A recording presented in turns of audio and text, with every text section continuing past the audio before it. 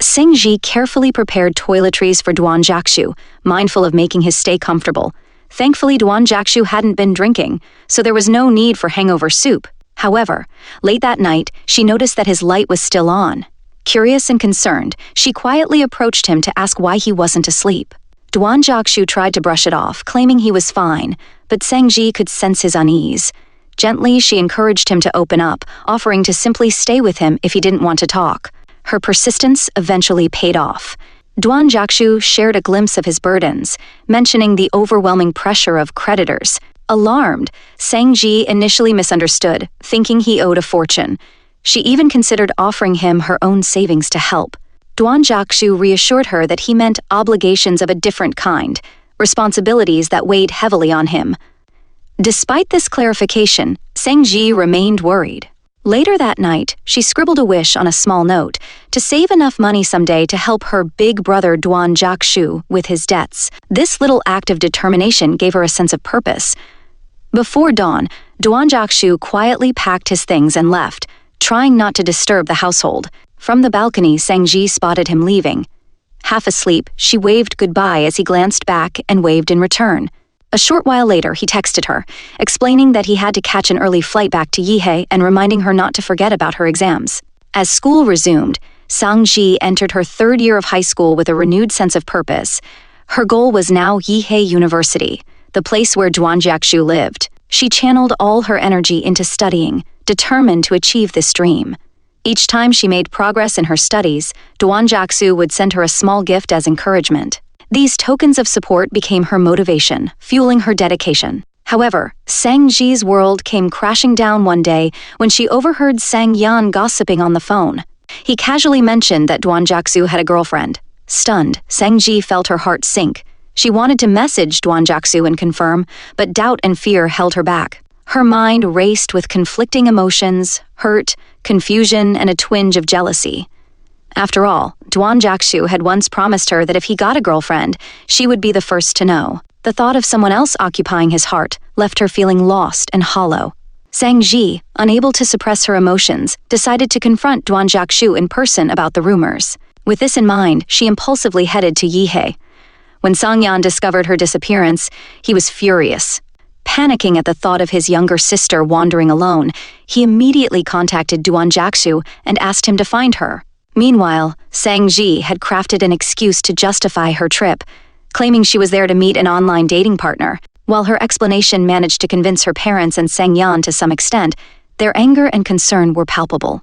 Unbeknownst to them, Sangji's true intention wasn't about a fictitious boyfriend. Her heart had always been set on Duan Jiaxu. When Duan Jiaxu finally found her, he wasn't alone. He arrived with a young woman, sparking an avalanche of questions in Sangji's mind. Was this his girlfriend? What was their relationship?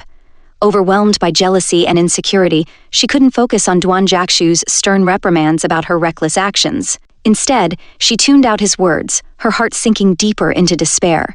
As Duan Jiaxu tried to reason with her patiently, Sangji broke down into tears. She blurted out that her supposed online dating partner had rejected her because she was too young. Her statement left Duan Jiaxu both amused and concerned. He reassured her that, in time, she would meet someone far better. But his comforting words unintentionally struck a nerve. In Sangji's mind, Duan Jiaxu himself had already found someone better. Overcome with emotion, Sangji pulled Duan Jiaxu's coat around herself and ran off to cry. She found a secluded spot, clutching the jacket tightly, and allowed her tears to flow freely. In her hand, she clutched a picture she had seen earlier of Duan Jiaxu with the mysterious girl. The image only deepened her sadness, and her sobs grew louder. When she eventually returned, the girl was gone, and Duan Jiaxu was waiting with a plane ticket in hand, ready to send her back home. Despite her heartbreak, there was still some time before her flight. Hoping to cheer her up, Duan Jiaxu took her out for a meal. However, Sangji barely touched her food. She sat quietly, lost in thought, as she wrestled with her feelings. In her bag, she had a small gift for Duan Jiaxu, a plush black dog, but she couldn't muster the courage to give it to him. As Duan Jiaxu stepped away to take a phone call, Sangji secretly slipped the money for her plane ticket into his wallet. She didn't want to be a burden, even as she longed for his attention. When it was time to part ways, Duan Jiaxu escorted Sangji to the airport. Just before boarding, she made a bittersweet request, If he ever fell in love, he didn't need to tell her. For a moment, Duan Jiaxu seemed surprised by her words. Holding the plush bear she had gifted him, he smiled warmly, and Sang Ji finally allowed herself a small, fleeting smile in return. At the airport, Sang Yan was waiting to pick her up. He had planned to scold her for her reckless behavior, but when he saw Sang Ji break into hysterical sobbing, all his anger melted away. He was left awkwardly trying to comfort her, unsure of how to handle her emotional outburst. When they returned home, Sang Ji braced herself for the inevitable lecture from her parents. However, to her surprise, they didn't reprimand her. Instead, they treated her as if nothing had happened, casually inviting her to sit down and eat dinner. The warmth of their normalcy left Sang Ji both comforted and conflicted as she tried to process her feelings. After Sang Ji went upstairs, her parents finally dropped their composed facade, exchanging worried glances as they carefully monitored her reaction. Sang Yan reassured them, explaining that Sang Ji already understood her mistake. He added that she had cried the entire way back, pleading with them not to criticize her anymore. Despite their collective relief, the family decided to quietly pretend that the incident hadn't happened, taking care not to bring it up again. However, to prevent a repeat, they agreed to take Sang Ji's ID card and keep it securely stored. In her room, Sang Ji sat surrounded by her emotions. She gathered all the items related to Duan Jiaxu, including the cherished star notes, and carefully placed them into a box. She stared at the note she had written before, her wish to be admitted to Yihei University. Quietly, she crossed out the goal with trembling hands. Hugging the box close, she sat in silence, weighed down by a mix of sadness and determination. A deep part of her wanted to say goodbye to Duan Jiaxu, to erase him from her heart.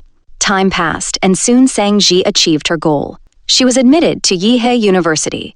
As she settled into university life, she found joy in new beginnings. Military training and classes kept her occupied, and she built connections with her roommates. Ningwei, who loved making videos, was full of energy and constantly animated their dorm life. Yu Xin, the cool and laid-back one, added a touch of calm to their group, while Wang Wang brought light-hearted humor. Their friendship blossomed, creating a lively and supportive circle for Sang Ji. One day, the four friends encountered Wang Ming from the Physical Education Institute. Ningwei, always the outgoing one, quickly added him on WeChat, suggesting he bring his friends to a future gathering. Shortly after, they had a reason to celebrate. It was Ningwei's birthday. The group organized a fun-filled party at a KTV. Amid the laughter and music, Sang Ji found herself momentarily swept up in the lively atmosphere. However, as she moved through the crowd and into the box, she was unaware that someone significant was near. Meanwhile, Duan Jiaxu had been busy with work. His career was thriving, but it came with added pressures, including persistent suggestions for blind dates. On this particular day, someone introduced him to Xiao Shu, a beautiful and well-mannered woman. Despite the pleasant introduction, Duan Jiaxu remained detached, his mind occupied with unresolved emotions.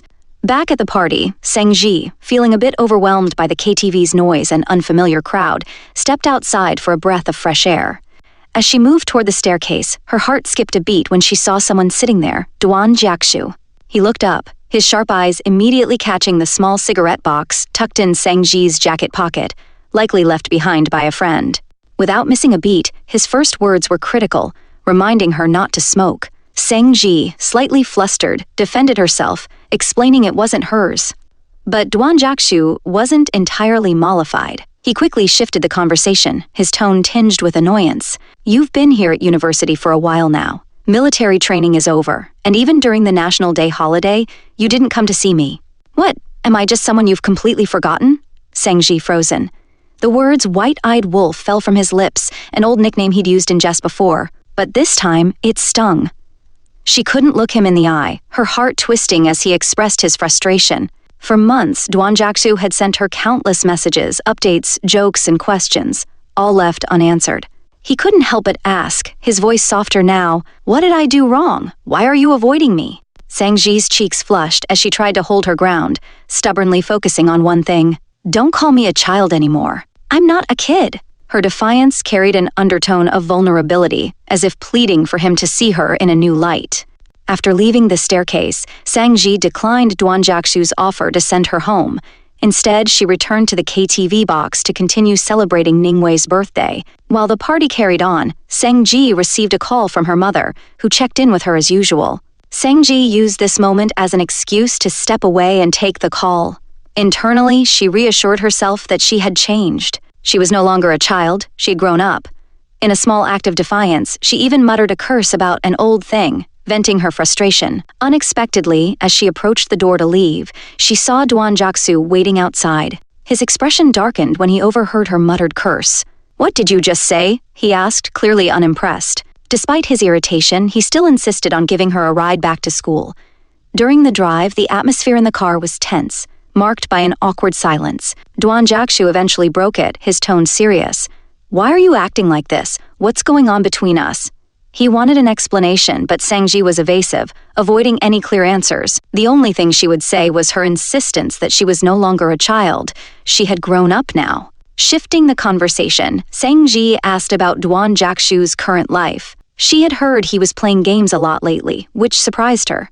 Dwan Jaksu, in turn, guessed that Sang-ji had worked hard to get into Yihei University because of an old online friend she had mentioned once. Sang-ji was quick to clarify, explaining that she had lost contact with that person long ago. Dwan Jaksu chuckled, noting that Sang-yan had told him the same thing but seemed annoyed by the idea. Sang-ji could feel her cheeks heating as she realized how much Dwan Jaksu had thought about her. When they arrived back at school, Dwan Jaksu handed Sang-ji a small jar of honey, advising her to mix it with water before bed. "It'll help with the headache tomorrow morning," he said casually, but his concern was evident. Sang-ji couldn't help but feel a pang of warmth at the gesture, even as a flurry of emotions swirled inside her. Sang-ji's curiosity grew. Why was Dwan Jaksu here in Yihei? Wasn't his home in this city? And what about his life now? Wasn't everything supposed to be fine? Did he really have a girlfriend? She hesitated to ask, but her mind lingered on the possibilities. The next morning, Sang-ji received a call from Sang-yan, who demanded an explanation for her late night. She assured him she hadn't been drinking.